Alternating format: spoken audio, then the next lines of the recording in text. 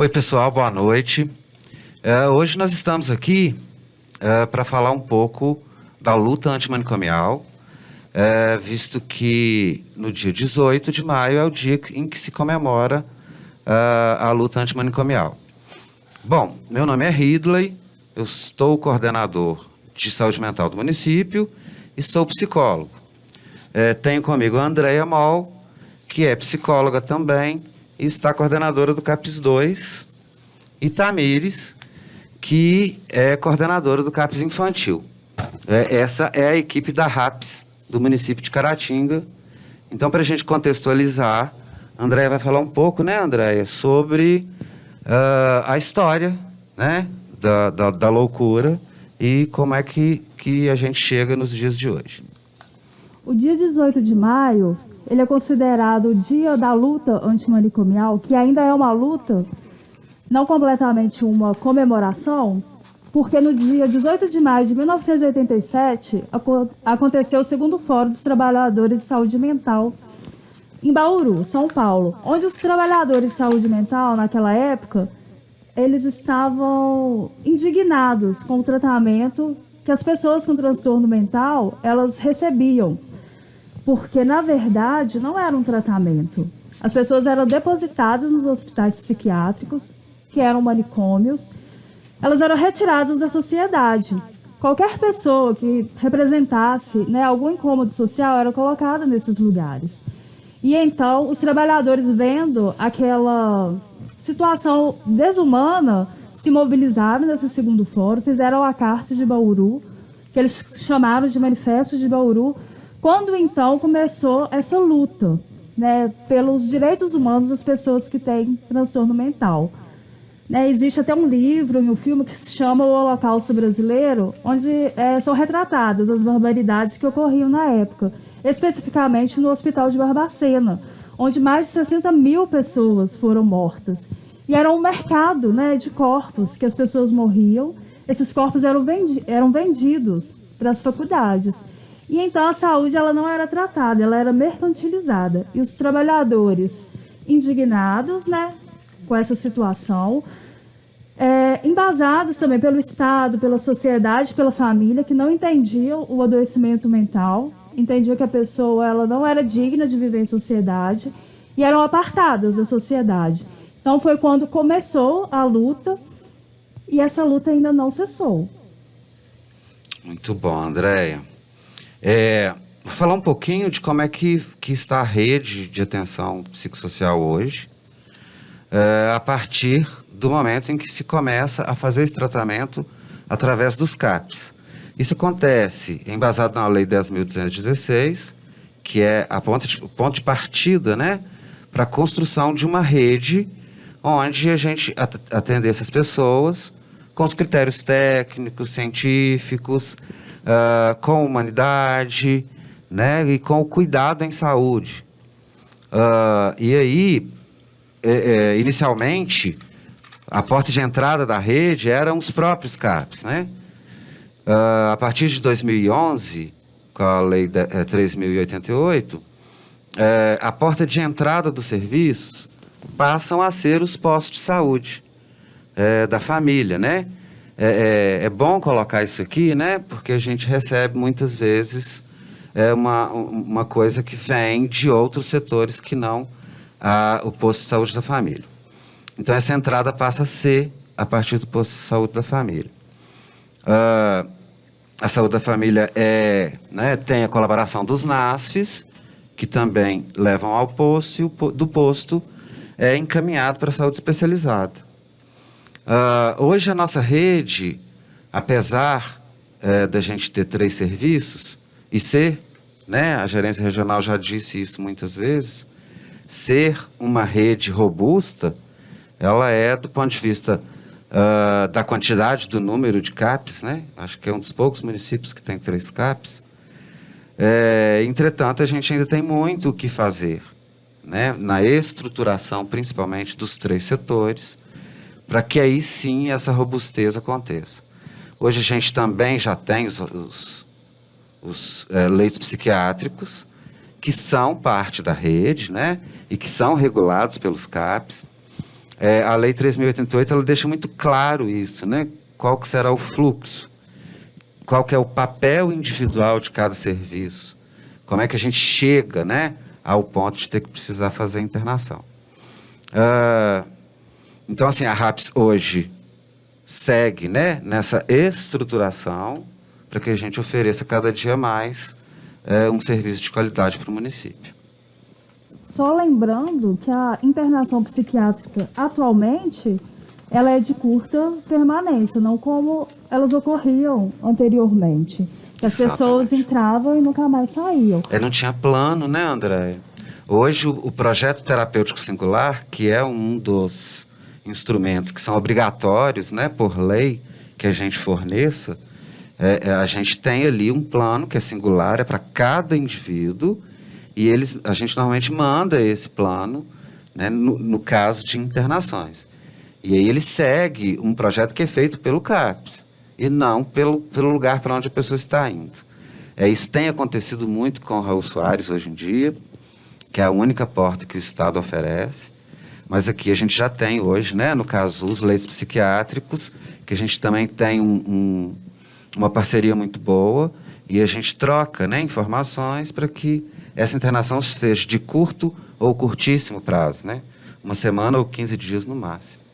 E a ideia é justamente, né, por essa visão de CAPS, que não precisamos chegar a esse ponto, né? Então, a principal estratégia que o CAPS traz é esse atendimento pelas vias de portas abertas, né? Ou seja, a pessoa ela tem o tempo ali com a gente, uma permanência ali durante o dia, mas todos os seus direitos, principalmente da convivência comunitária, familiar, são preservados. A ideia é exatamente preservar isso, essa liberdade, né? Essa questão da convivência. Então, quando a gente pensa nessa ideia do CAPS, primeiro a gente tem que imaginar quem é essa pessoa, né? Quem é esse indivíduo, então, que vai acessar esse serviço? É aquele indivíduo que ele está com algum sofrimento mental, né, ou transtorno mental grave, severo, né, persistente. E como que a gente vai perceber isso? É quando as esferas da vida dele acabam sendo prejudicadas. Então, ele tem uma convivência social prejudicada ou uma convivência familiar prejudicada, exatamente em decorrência desse transtorno. E no caso ainda do CAPS infantil, é quando a parte escolar também dessa criança ou desse adolescente está prejudicada. E ali a gente observa, bem, esse é o perfil, esse é o público que o CAPS está ali de portas abertas para recebê-lo. Como que acontece isso então, né? Acho importante a gente deixar bem claro como que vai ser esse acesso.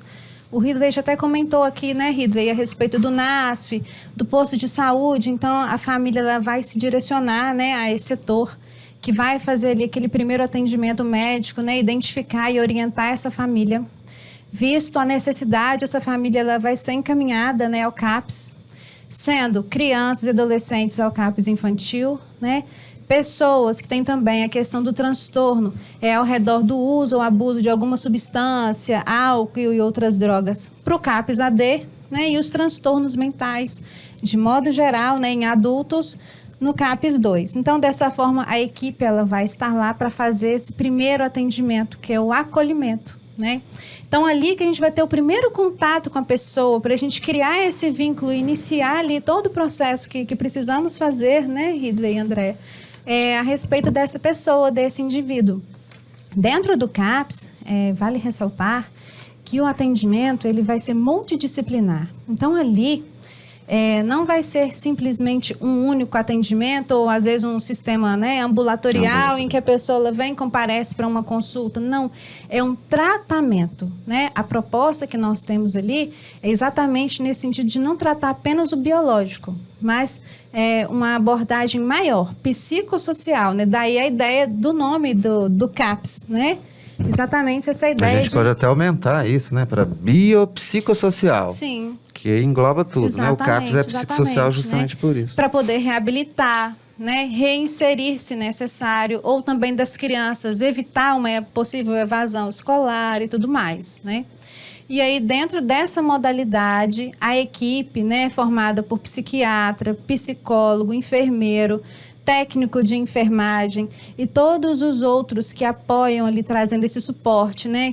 Nós trabalhamos com oficinas, então nós temos música, nós temos artesanato e outras áreas, né? No CAPS AD nós ainda temos outras atividades ainda, né, Ridley? Arte-terapia, né? Arte-terapia. Então, assim, através de todo esse trabalho, né, nós vamos proporcionando por meio daquilo que já foi trabalhado, já foi traçado ali pela equipe, né, durante a avaliação, na elaboração desse plano terapêutico, né, que nós já comentamos aqui. Então, a gente vai traçando ali o tratamento dessa pessoa. E isso pode fazer com que ela precise participar com a gente alguns dias da semana, né? Então, a gente chama isso de semi-intensivo. Se necessário que ela venha todos os dias, né, esteja ali com a gente todos os dias, seria um tratamento intensivo. Ou aquele caso em que nós percebemos que ela já começou a apresentar melhora. Como é que a gente vai classificar essa melhora, né? Já está convivendo bem socialmente, já está conseguindo ali lidar com as suas questões, com os seus compromissos, né? A questão familiar também, a gente está percebendo um suporte, um apoio familiar. Então, tem toda uma rede de apoio funcionando bem.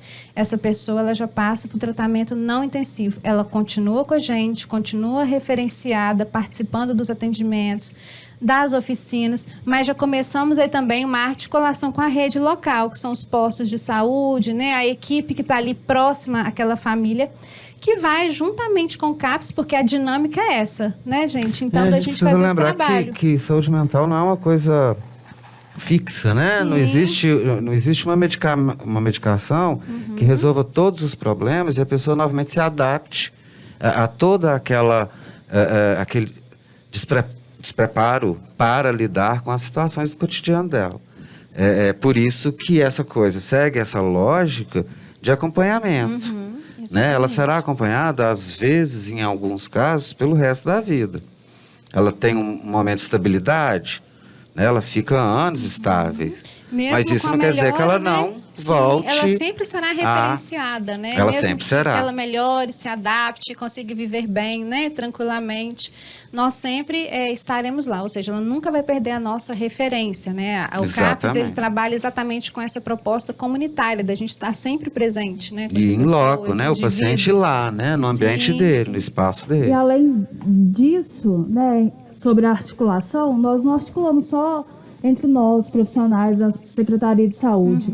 A gente tem a articulação com o desenvolvimento social, no CAPS, acredito que a Secretaria de Educação, porque muitos problemas são familiares.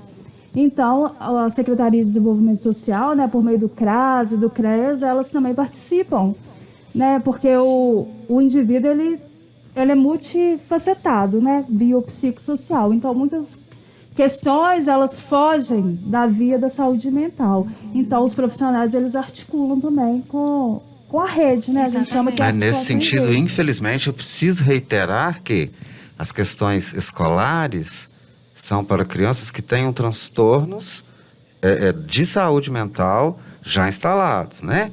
Não é aquela dificuldade escolar de aprendizado básico. Ela tem que ter uma doença de base que interfira na educação. Em outras áreas da vida, não Sim, só a educação. Sem dúvida. Né? Então, assim, quando a gente pensa nisso, o que a gente está querendo trazer, né, para vocês aqui hoje é exatamente esta ideia de que quanto mais inserida no contexto, quanto mais os seus direitos, né, enquanto cidadãos, estão ali valorizados e protegidos, essa pessoa ela está inserida, ela está em convivência social, criança e adolescente, ela está ali convivendo, né, com as outras crianças, inseridas no seu contexto escolar, maior, né, a capacidade, eu acredito, até mesmo dessa própria pessoa de acreditar no seu potencial e dela se esforçar em prol da sua melhora. Ao contrário da antiga proposta, né, dos manicômios, em que a pessoa ela era isolada. Ela era retirada dessa chance, dessa possibilidade de conviver. Então, esse direito sendo violado, gente, vamos imaginar no contexto de uma criança e de um adolescente que ele não vai poder conviver com os seus familiares, né, com sua mãe, seu pai, um tio, que são ali referências.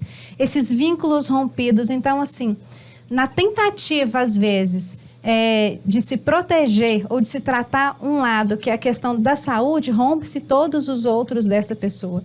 Então, a ideia do Fica CAPS... uma pessoa fragmentada, né? Exatamente. É evitar essa fragmentação, que a gente consiga aproximar da família, que a gente consiga aproximar da escola, né? E de todas essas áreas que atuam em prol desse indivíduo, né? A gente falou aqui da assistência social, a gente precisa andar de mãos dadas, né, com a assistência social. Quando a gente pensa nesse indivíduo, às vezes tem questões familiares e ambientais do território que influenciam aí nesse quadro de saúde. Principalmente, né, tratando-se de questões relacionadas ao uso e abuso de substâncias, né? Então, assim, esse trabalho, ele tem que interagir com toda essa rede, né, O Ridley? tratamento sem o apoio, né, e a colaboração da família, além das mais diversas instituições, né, que a gente tem aí, seja da saúde, da educação, da assistência, do Ministério Público, ele precisa ser visto como parceiro, né, também, que em alguns momentos a gente também precisa deles. Sim. A gente ainda tem muito o que articular, né, em relação a isso. A gente está tentando esses avanços, e talvez por isso que a gente está tocando nesses assuntos hoje, exatamente para esclarecer um pouco a população, que muitas vezes não tem nem conhecimento dos serviços que existem no município. E do que se passa lá dentro do CAPS, não né? sabe o que acontece lá e tampouco da existência deles. Mas tem. Porque Ainda tem isso. Que ainda é muito estigmatizado o CAPS, até mesmo por esse desconhecimento, né? Sim. Esse estigma que o transtorno mental traz, né? Por causa desse apartamento social vivido. Então as pessoas não compreendem que é um lugar de tratamento. Às vezes até o próprio paciente, pelo menos assim com crianças e adolescentes, né? Muitas das vezes os coleguinhas ali, naquela brincadeira, naquela implicância, acabam prejudicando com que aquela criança e adolescente aceite e faça de verdade a adesão ao tratamento por conta desse desconhecimento, desse preconceito, né? A gente estava falando aqui num outro momento, há algum tempo, do trabalhador, né, da saúde do trabalhador, que também acaba chegando para o CAPS, né?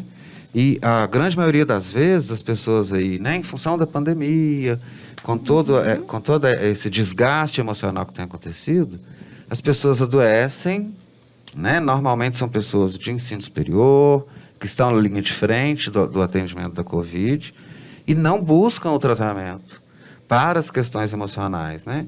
É meio clichê, né? Mas corpo são e mente sã. Se a mente não está legal, né? Se você não está dando conta, procure o serviço, porque trabalhar sem condições de dar o seu melhor para o outro, significa que você tem algum problema.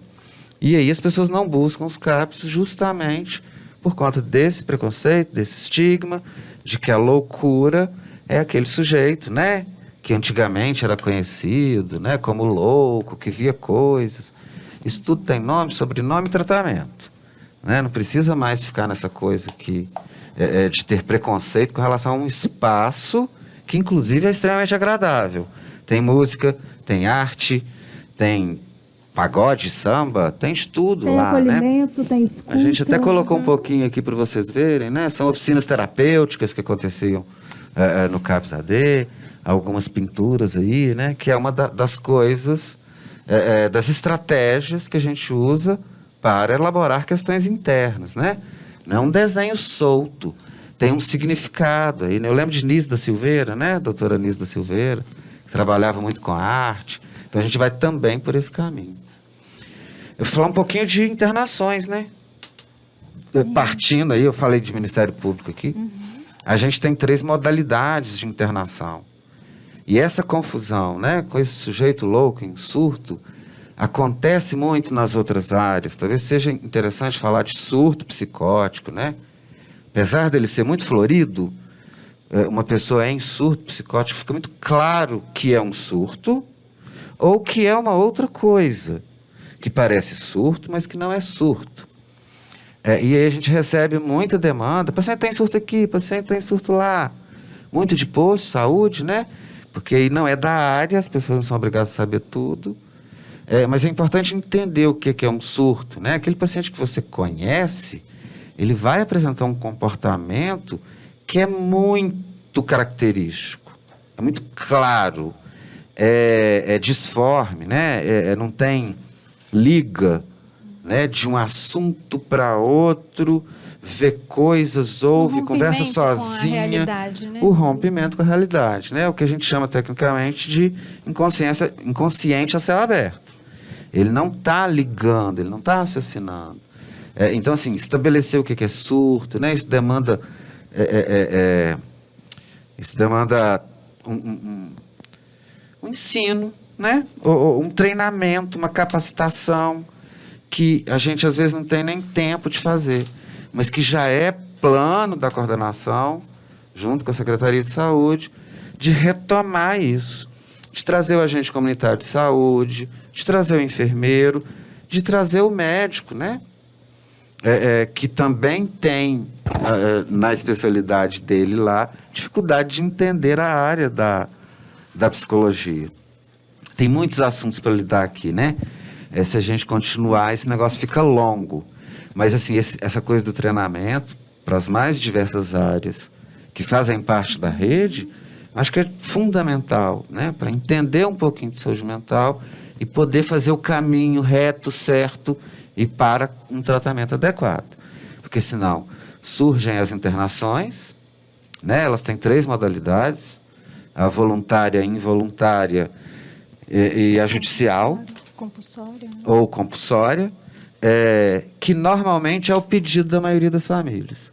Eu preciso de internar fulano porque ele está em surto, né? Ele nem sabe diagnosticar um surto, nem sabe entender se é surto ou não, mas ele já quer internar porque ele está em surto, está quebrando tudo. Né? Tem comportamentos de outros transtornos, né? Transtorno afetivo bipolar, que não demandariam a internação, dependendo do grau, mas que parece muito um surto psicótico, e não são. É uma questão da personalidade do indivíduo. Então, assim, a internação involuntária, ela é a nossa última escolha, né? Tem vários tratamentos e intervenções que podem ser feitos antes de chegar a esse ponto. Mas, normalmente, o paciente já vem muito cronificado. Por quê? Porque ele não deu ouvidos a uma ansiedade, a um estresse, né?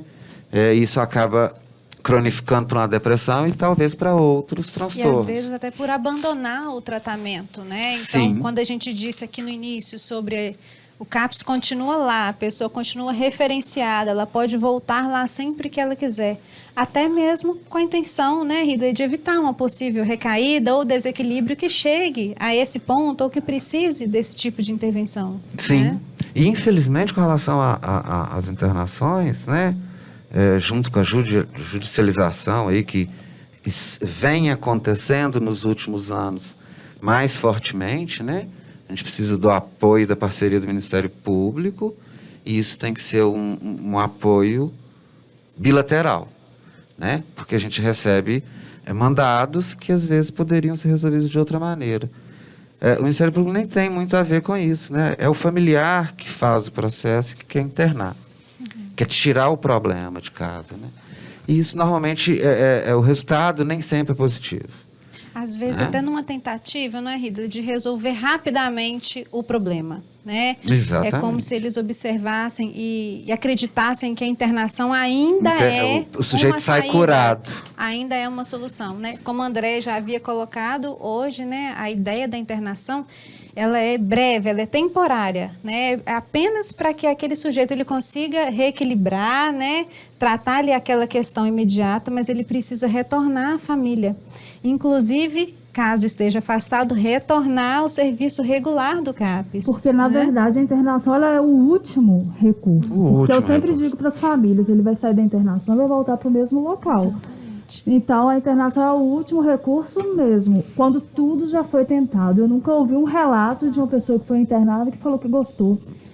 Pelo amor de Deus, André, não me deixe ser internada. Então, Que a experiência ela foi boa ou resultou nunca foi em algum boa, efeito, né? estabiliza, mas há um trauma significativo e muitas vezes afasta a pessoa do serviço do CAPS, que acha que vai entrar no CAPS e sair E vai ser internado É. novamente. Isso acaba gerando uma desistência do tratamento no CAPS. Só para a gente pontuar, né, os 3 tipos de internação. Então, nós temos aquela voluntária, em que o sujeito, ele quer ser internado, ele está percebendo ali o seu desequilíbrio, ele considera que ele quer, ele fala sobre isso. A involuntária, que é quando o sujeito não necessariamente ele quer, mas a questão de, às vezes, não ter tanta consciência, mas a família quer muito que ele seja internado, né? E a compulsória é aquela que nem a família, nem o indivíduo estão certos sobre isso, mas que há uma decisão maior e, às vezes, judiciária a respeito dessa internação.